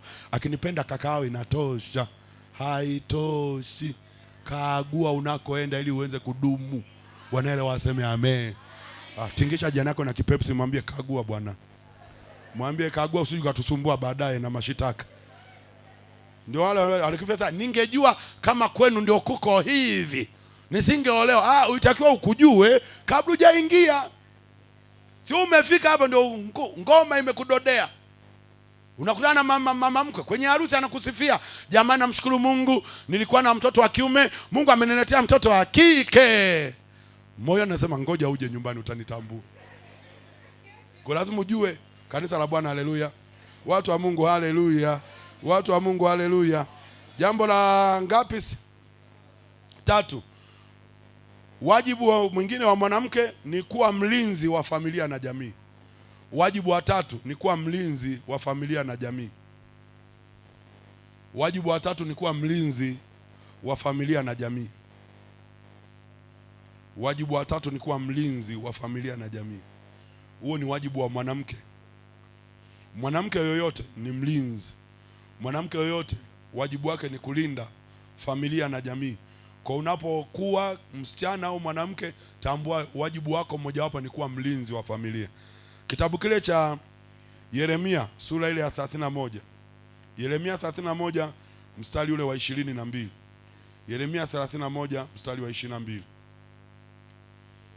Yeremia 31 mstari ule wa 22, neno la Mungu linasema hivi. Kanisa la Bwana, haleluya. Yeremia 31 mstari ule wa 22 anasema hivi. Mstari wa 22, sorry. Mstari wa 22 anasema 31:22 anasema hivi. Hata lini utatangatanga, binti mwenye kuasi? Kwa maana Bwana ameumba jambo jipya duniani, mwanamke atamlinda mwanamume. Na kila mwenye pumzi aseme amen. Sema, hata lini utatangatanga, binti mwenye kuasi? Kwa maana Bwana ameumba jambo jipya duniani, mwanamke atamlinda mwanamume. Na kila mwenye pumzi aseme amen. Mwanamke atafanya nini? Atamlinda nani? Kwa mwanamke ni nani? Mlinzi. Sasa ulinzi sio kwamba uwe sungusungu au uwe mgambo. Uwe mlinzi kimaombi. Kuandika kwenye mabano uwe muombaji. Kwenye mabano andika uwe muombaji. Uwe muombaji. Maanake unakuwa mlinzi kimaombi. Mlinzi kimaombi, unalinda familia yako kimaombi. Unalinda nyumba yako kimaombi. Unalinda taasisi yako kimaombi. Kwa sifa ya mwanamke lazima awe muombaji. Tukiona sio muombaji, tunagundua wewe sio mlinzi, na lindo lako ni rahisi kuibiwa. Ukiwa muombaji hakuna anayeiba lindo lako. Ukiwa muombaji hakuna anayeweza kanyang'anya baraka zako. Kanisa la Bwana, haleluya. Uwe mlinzi. Na nasema, enyi binti wenye kuasi, mtatangatanga hata lini? Bwana ameumba jambo jipya, mwanamke atamlinda nani? Mwanaume. Sasa kwenye hiyo neno atamlinda mwanaume, ipanua wigo wake. Usiishie tu kulinda mwanaume. Maanake ni kulinda familia, kulinda hata maisha yako. Uwe mlinzi wa maisha yako. Kumbuka tulikotoka kwenye ujenzi. Maanake uweze kujijenga mwenyewe na uweze kujilinda mwenyewe. Kama uwezi kujilinda mwenyewe, uwezi kulinda familia. Kama uwezi kujisimamia mwenyewe kwa maombi, usitegemee mtu mwingine unaweza kumsimamia. Kama mlinzi anaibiwa vya kwake, akipewa duka alinde vya watu, si hata litaibiwa hilo duka. Kwa lazima wewe uwe na uwezo wa kujiombea. Uwe na uwezo wa kujiombea. Panga ratiba yako ya maombi. Kabla hujaanza familia, weka ratiba zako za maombi za kujiombea wewe kama mlinzi, ili mabaya yasikupate. Kanisa la Bwana, haleluya. Nikiongea na wale ambao mko kwenye stage ya kuolewa, kabla hujaolewa, anza maombi ya kuomba Mungu akupe mtu sahihi. Wengi wasichana mnaombaga mkishaingia. Yaani umepata mtu ndio unaanza, Mungu naomba huyo awe mume wako. Sio huyo. Omba kabla ili usipate majanga. Na watu wengi na mabinti wengi, kwa nini mnaingia kwenye majanga na mahusiano hayadumu? Wengi mnawapata ambao hamjawaombea, wamekuja kama ajali. Alafu nataka kwenye mahusiano, yani kadri unavyoendelea kuhusiana naye ndio unaanza kumpima. Usimpime ukiwa kwenye mahusiano. Kwa sababu changamoto tulionayo sasa hivi Gen Z, mabinti wengi wa kizazi hiki, vijana wengi wa kizazi hiki hawawezi kujitunza. Sijakosea ninachosema? Hamwezi kujitunza. Na kwa hiyo, kwa sababu hamwezi kujitunza, usikubali kuingia kwenye mahusiano na ukadanganya na msa ni girlfriend tu. Kwenye girlfriend siku hizi hamnaga stamina. Na wengi mmeishia kutembea na kulala na wanaume wengi kwa kisingizio nataka kufanya nini? Kukuoa. Kama sio muombaji utajikuta anakuja wa kwanza anataka kukuoa. Sababu hujaomba unamkubalia. Anakupiga tukio unajeruhiwa, anakuacha. Anakuja mwingine anataka kukuoa, anakupiga tukio. Mwisho wa siku kipanga foleni ya walio kujeruhi na kutembea nao, wanafika 20 50. Trekta hii hapa. Fuso hii hapa. Na mwisho wa siku, na niwaambie hapa mabinti, ukishafanya tendo la ndoa umefanya agano. Manake kila uliyelala naye kuna maagano amekuachia. Sasa wengine wana maroho. Kwa ulipolala naye ukabeba na maroho yake. Sasa sijui wewe una maroho mangapi? Juma ulilala naye.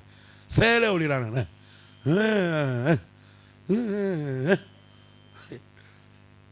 Umechanganya mixer kwa kiwango ambacho mwisho wa siku unaweka mpaka na zuio la baraka ambazo Mungu anatakiwa kukupa.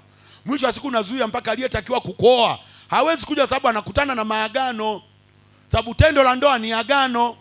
Kwa hiyo usiruhusu kulala na mtu yoyote tu anekuja mbele yako. Jitunze. Jiheshimu. Usipoheshimu mwili wako wewe, usitegemee kuna mtu atauheshimu. Usipoheshimu nyumba yako, usitegemee kuna mtu ataiheshimu. Usitegemee kuna mwanaume atalinda mwili wako. Hakuna mwanaume mwenye akili timamu na ambaye yuko duniani hapa ambaye ataingia kwenye mahusiano na wewe ambaye ataishia kama wewe hutakuwa na control. Ataishia tu kusema nisilale na wewe. Labda sio mzimu. Kwa nini? Wanaume wengi tunalindwa. Ndio maana umesema mwanamke atamlinda nani? Kwa hiyo mpaka mnaingia kufanya tendo la ndoa ni maamuzi ya mwanamke, sio ya mwanaume. Sijakosea ninachosema. Kwa nini? Kwa kacha na tamaduni anayetongozaga ni nani?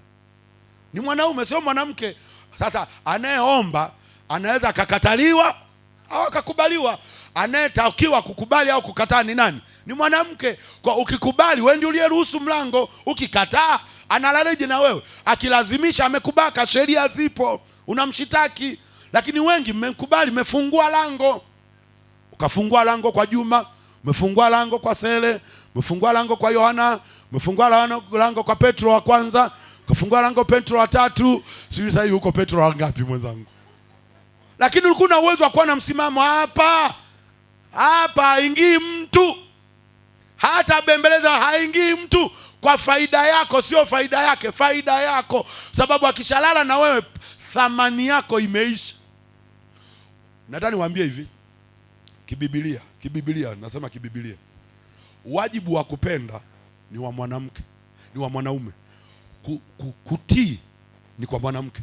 Biblia inasema enyi waume wapendeni wake zenu. Alafu na enyi wanawake watiini waume zenu. Kile unachokitii ndio kinachoamua hatima ya maisha yako. Mwanaume anaweza kapenda yoyote. Ndio maana mwanaume anaweza kalala mpaka na kichaa akazini naye.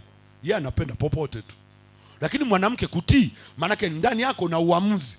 Mpaka unatii, maanake umechuja, umepima, umethibitisha, umehakika sasa huyu anafaa. Ndio unaamua kuchukua maamuzi kwamba sawa, nimekupokea. Baada ya kufanya upembuzi yakinifu. Kuna wadada hapa mnaingia kwenye mahusiano wamfanyaje upembuzi yakinifu.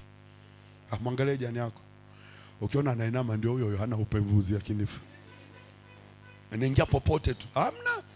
Naomba Mungu awape neema wadogo zangu na mabiti zangu. Uwe muombaji. Maombi atakusaidia kuwa mlinzi. Maombi ni ukuta. Kwa kitu kitaka kuja kuingia, kitakutana na ukuta wa maombi. Usipokuwa muombaji, geti inakuwa wazi. Hakisha unaomba. Hakisha una siku za kufunga. Iwe ni mwanafunzi. Hakisha unaomba kwa ajili ya masomo yako. Lazima uombe, sababu ndani yako una kitu cha thamani. Omba. Kaa kwenye maombi, funga. Tatu kavu. Kama huwezi kufunga siku nzima, funga hata ikiwezekana usinywe chai, kula cha mchana. Au kunywa chai, usile chakula cha mchana. At least angalau kwa wiki, hata kwa mwezi, kuna siku ulizozifunga. Usiuna kula tu chakula Januari tu Disemba, tumbo halinaga shukrani. Haleluya. Kanisa la Bwana, haleluya. Shika tumbo lako, sema ewe tumbo, uwe na kiasi kwa jina la Yesu. Wanaamini waseme amen. Wapenda misosi oye. Cheki sample leo kanayo, sio mpenda msosi huyo. Kanisa la Bwana, haleluya. Watu wa Mungu, haleluya. Watu wa Mungu, haleluya. Andika pia kitabu cha andika hii point. Andika sifa za mlinzi, sifa ya mlinzi. Nitani niacha akae, ngoja tuiweke. Andika sifa ya mlinzi. Sifa ya mlinzi hataki kulala kwenye lindo. Huhakikisha haibiwi au kuruhusu uharibifu kupita kwenye lindo lake. Sifa ya mlinzi hatakiwi kulala kwenye lindo. Huhakikisha haibiwi wala kuruhusu uharibifu kupita kwenye lindo lake. Hiyo ndio sifa ya mlinzi. Sifa ya mlinzi nimesema hatakiwi kulala kwenye lindo. Huhakikisha haibiwi wala kuruhusu uharibifu kupita kwenye lindo lake. Kitabu cha Wafalme wa kwanza mlango wa 3 mstari wa 16 mpaka 27. Wafalme wa kwanza mlango wa 3 mstari wa 16 mpaka 27. Andika na Mathayo 13 mstari wa 24 mpaka 30. Mathayo 13 24 mpaka 30. Kanisa la Bwana, haleluya. Kumbe mkiandika hamwezi kusema amen eh? Kanisa la Bwana, haleluya. Haya, anarudia tena kwa faida waliofeli imla. Maana nimemwona mtu sasa amesemaje hapo? Amesemaje hapo? Haya, nasema hivi. Sifa ya mlinzi hatakiwi kulala kwenye lindo. Huhakikisha haibiwi wala kuruhusu uharibifu kupita kwenye lindo lake. Maana anakuwa mlinzi kuhakikisha pale akipiti kitu cha uharibifu. Haya, Wafalme wa kwanza mlango ule wa 3. Tusome Wafalme wa kwanza mlango wa 3. Neno la Mungu inasema hivi, mstari wa 16 mpaka wa 27. Nasema ndipo wanawake wawili makahaba walimwendea mfalme, wakasimama mbele yake, Na mwanamke mmoja akasema, bwana wangu, mimi na mwanamke huyu tunakaa katika nyumba moja, nami nalizaa nilipokuwa pamoja naye nyumbani. Kisha siku ya 3 baada ya kuzaa kwangu, ikawa mwanamke huyu naye akazaa, na sisi tulipokuwa pamoja hapakuwa na mtu mwingine pamoja nasi nyumbani isipokuwa sisi wawili tu.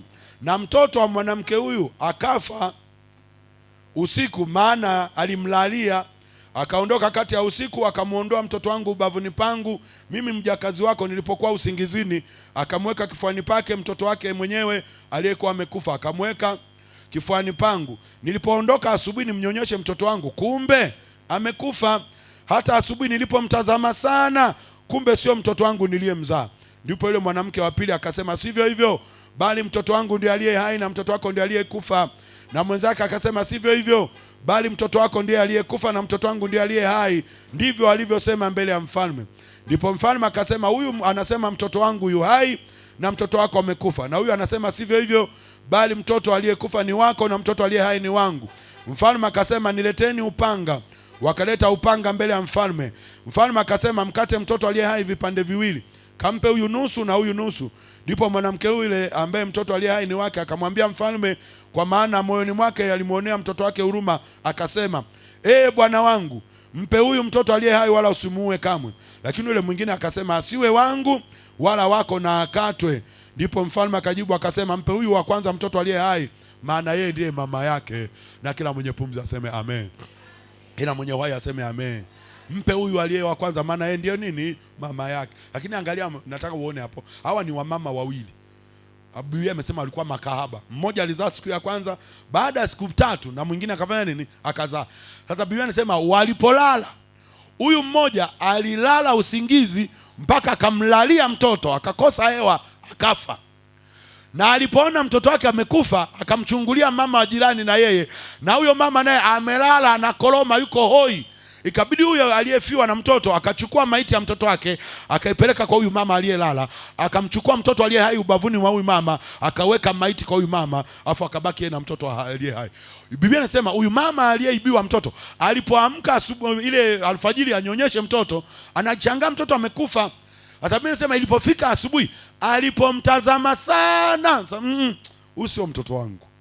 Wakaenda kwa mfalme Suleiman. Afu mfalme akasema, huyu mtoto ni wa nani? Huyu mama sasa, huyu ni mtoto wangu. Na huyu mtoto wangu, mnanisumbua, leta panga, mkate mtoto vipande viwili, kampe huyu nusu na huyu nusu.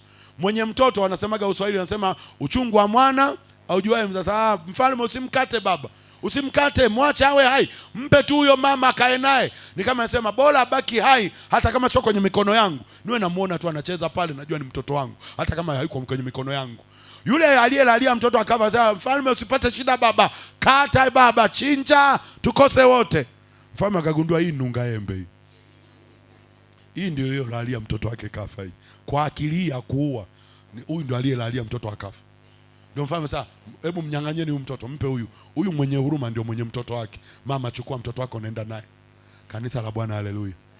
Mwangalie jirani yako, muulize, maisha yako umealalia au yako hai? Vipawa vyako umevilalia au viko hai? Usingizi. Mlinzi hatakiwi kulala kwenye lindo. Usilale. Nimekwambia sifa ya muombaji manake omba mpaka hauibiwi. Kuna watu mmeibiwa mpaka na vipawa. Wengine mmeibiwa mpaka na nyota kwa sababu ya kuingia kwenye mahusiano bila kuomba, bila kuweka ulinzi. Mmejikuta mnapita mahali pagumu kwa sababu ya mahali mlipofungua mlango. Ungekuwa mlinzi, ungelinda lindo lako lisiibiwe. Wanaelewa, aseme amen. Angalie jirani tena, muulize, lindo lako liko salama au limeibiwa? Kwa sababu gani? Niwaambie pia, wewe kama Mkristo na ni binti wa Kikristo, ni maombi tu yatakusaidia kukulinda. Sababu kwenye mahusiano siku hizi wengine wanatumia mpaka madawa. Wanaweza kakuloga, ndio mnajikuta umeingia kwenye mahusiano na mtu ambaye umpendi. Ukilala naye unasikia uchungu sana. Hivi huyu nilimkubaliaga nini? Umelogwa. Na kwa sababu uombi. Lakini anayeomba, Mungu anapangua ambao sio wenyewe. Kama kuna mtu anataka kuingia kwenye mahusiano na wewe ambaye sio wa kwako, Mungu anamuondoa kwa sababu yale maombi. Kanisa la Bwana, haleluya. Sema yeyote, kwa sauti ya imani, yeyote aliyeingia kwenye maisha yangu au chochote kilichoingia kwenye maisha yangu kisicho cha kwangu na kilicho cha uharibifu, ninakipangua leo kwa jina la Yesu, kwa damu ya Yesu. Wanaamini waseme amen. Wanaamini waseme tena amen ya kueleweka. Kwa hiyo umejijua kwamba wewe ni mlinzi mwangalie jana, mwambie afande, kaa mguu sawa. Usijiachie tu ovyo ovyo. Linda. Jambo la mwisho au mawili, niweke mawili ya mwisho, litakuwa la 4, si ndio? Jambo la 4, wewe ni lango la kupitisha uzao katika tumbo lako. Wewe ni lango la kupitisha uzao katika tumbo lako. Wewe ni lango la kupitisha uzao katika tumbo lako. Na uandike, unaweza kupitisha uharibifu au ukapitisha baraka. Unaweza kupitisha uharibifu au ukapitisha baraka. Unaweza kupitisha uharibifu au ukapitisha baraka. Kitabu cha Waamuzi sura ya 13 mstari wa 1 mpaka wa 5. Waamuzi 13 mstari wa 1 mpaka wa 5, na Yeremia 1 mstari wa 4 na wa 5. Yeremia 1 mstari wa 4 na wa 5. Uwe ni mlango wa kupitisha uzao katika tumbo lako. Unaweza kupitisha baraka au uharibifu au laana. Kanisa la Bwana. Waamuzi 13 1 mpaka 5. Waamuzi 13 1 mpaka 5. Yeremia 1 4 mpaka 5. Tuanze na Waamuzi. Waamuzi mlango ule wa 13. Waamuzi mlango wa 13. Mstari ule wa 1 mpaka wa 5. Waamuzi. Neno la Mungu inasema, kitabu cha Waamuzi 13 mstari wa 1 mpaka wa 5, na Yeremia 1 4 mpaka 5. Yeremia 1 4 mpaka 5. Waamuzi anasema, wana wa Israeli wakafanya tena yaliyo mabaya mbele za macho ya Bwana. Bwana akawatia katika mikono ya Wafilisti muda wa miaka 40. Palikuwa na mtu mmoja wa Sora wa jamaa ya Wadani, jina lake akiitwa Manoa, na mkewe alikuwa tasa ya kuzaa watoto.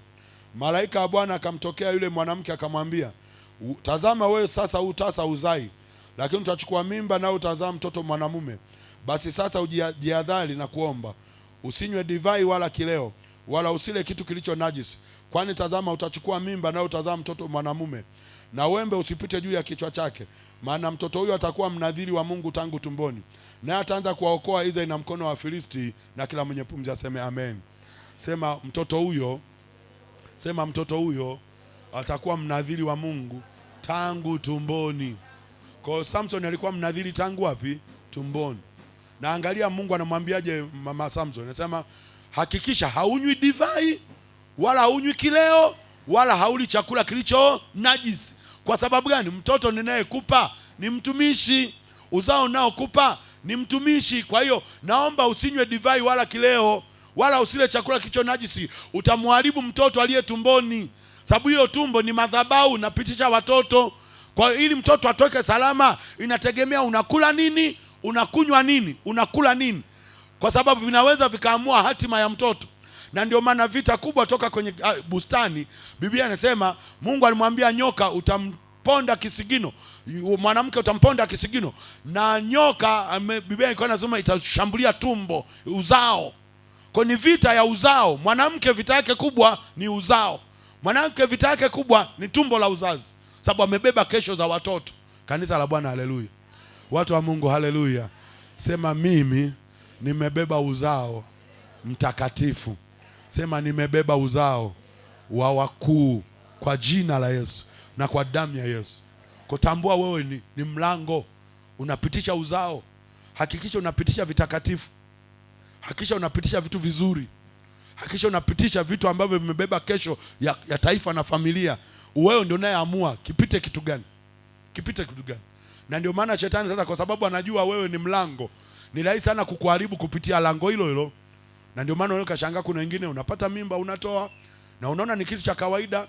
Na nani waambie mabinti mlioko hapa, ukitoa tu mimba ni roho ya mauaji. Umeua. Wala sio cha kupepesa macho. ukitoa mimba umeua, na ile damu ikimwagika inadai kisasi. Usipoomba na toba na ukafuta hiyo damu, inakuja kulipa kisasi.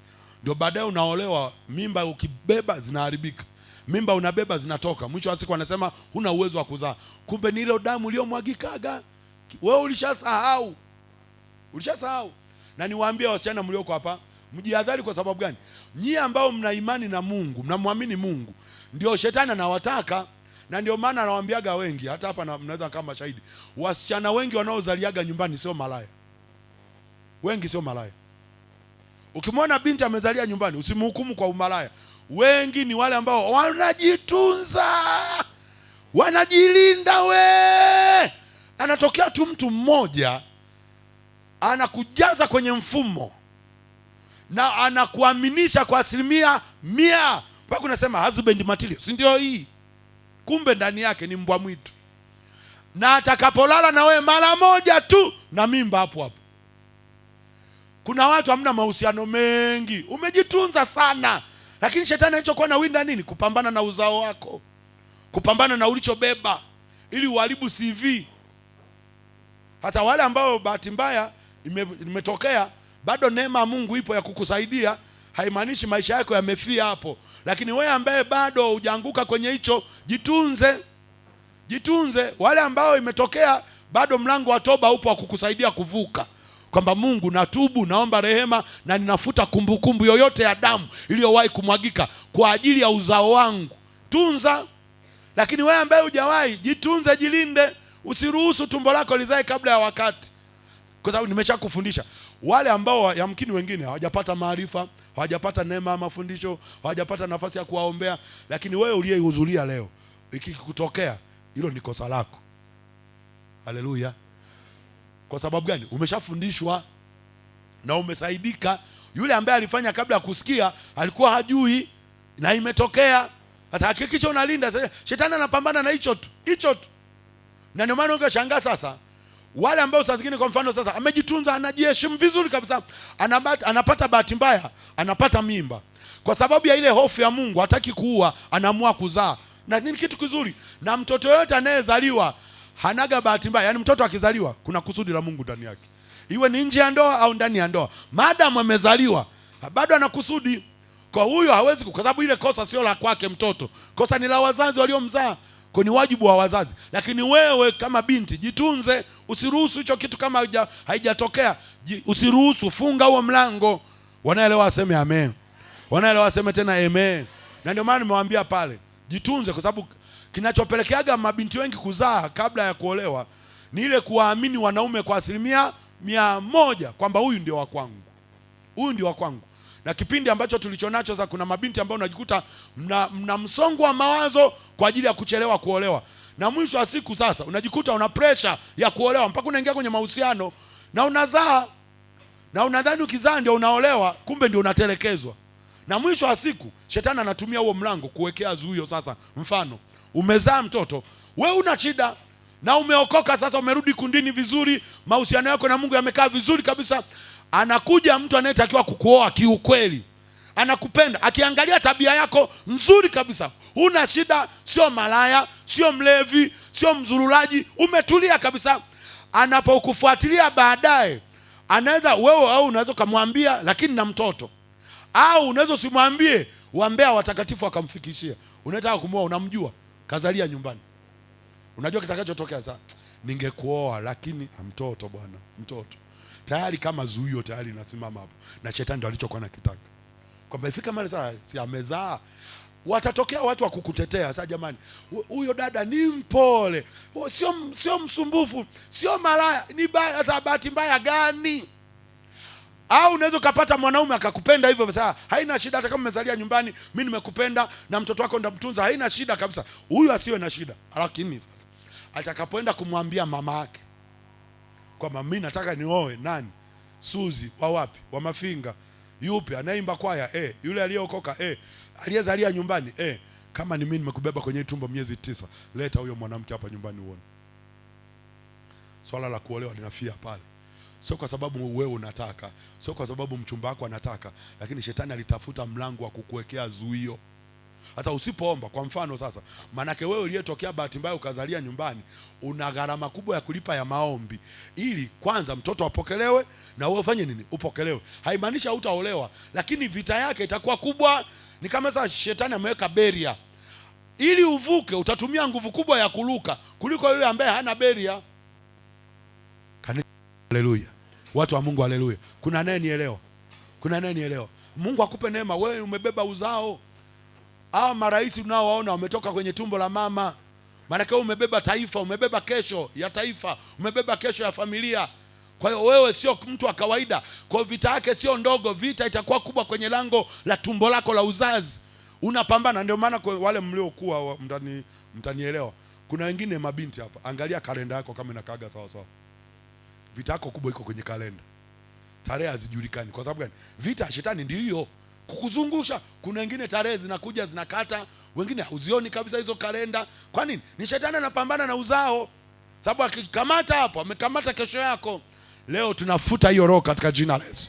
Sema, kila roho ya mauti iliyokaa kwenye tumbo la uzazi ninaifuta leo kwa jina la Yesu, kwa damu ya Yesu. Wanaamini waseme amen.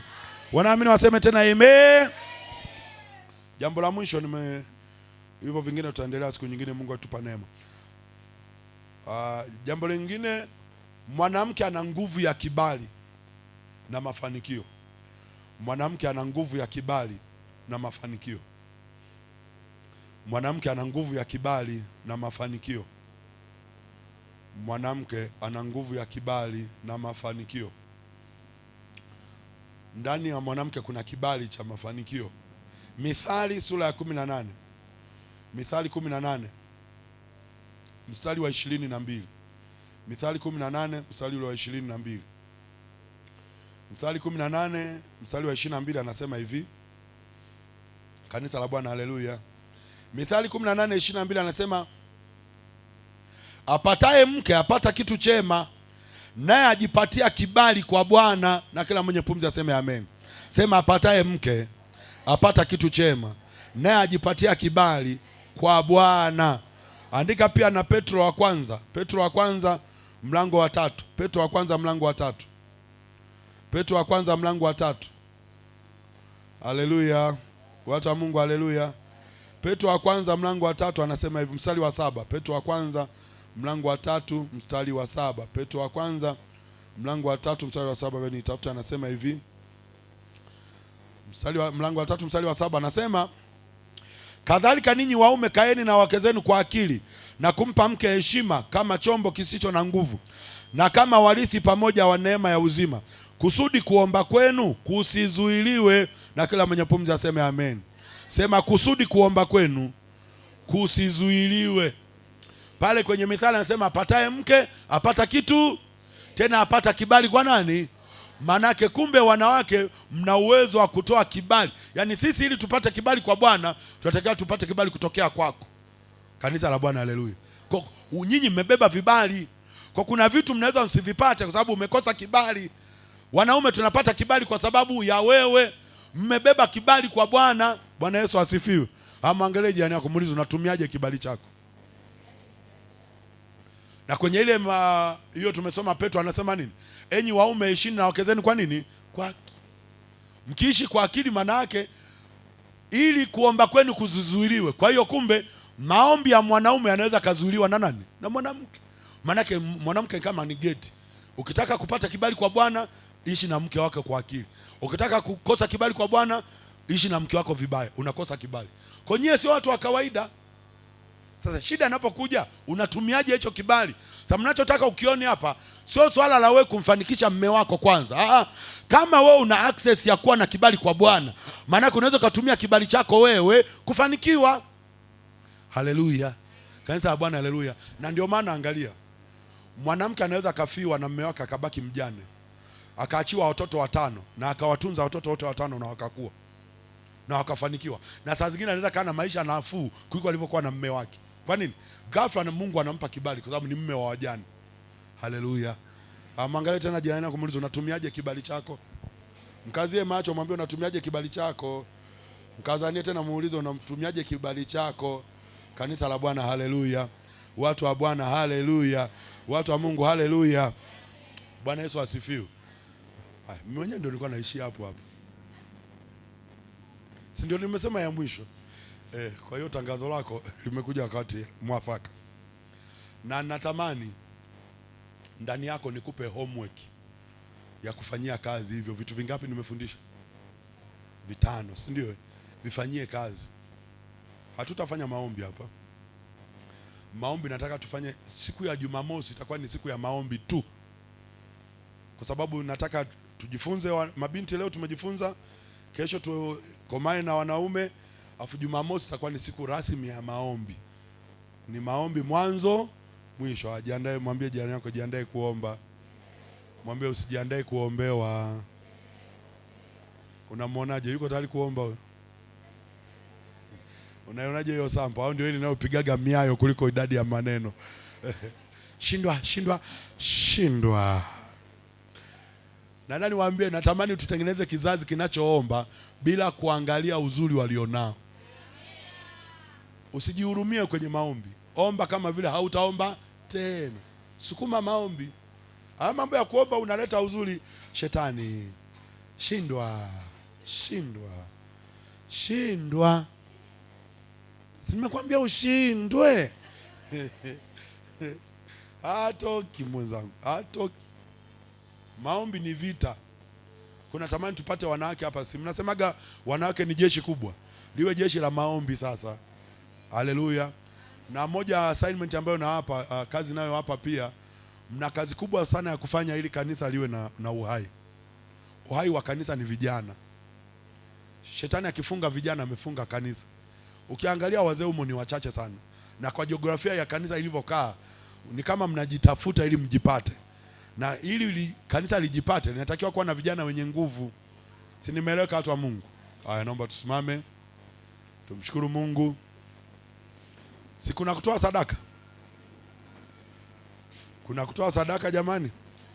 Hakunaga ibada ambayo haina sadaka. Kama kuna chombo, tulete chombo. Kama hauna sadaka uwe na amani. Lakini kama unayo, sadaka ni sehemu ya kumshukuru Mungu kwa sababu ya vile alivyosema na wewe. Mungu amezungumza na wewe, mwambie Mungu asante. Mshukuru Mungu kwa uaminifu wake, mshukuru Mungu kwa neema yake tena. Mwambie Bwana nakushukuru kwa uaminifu wako. Bwana uniinue kwa imani Baba, nipande milima yote. Bwana, haleluya.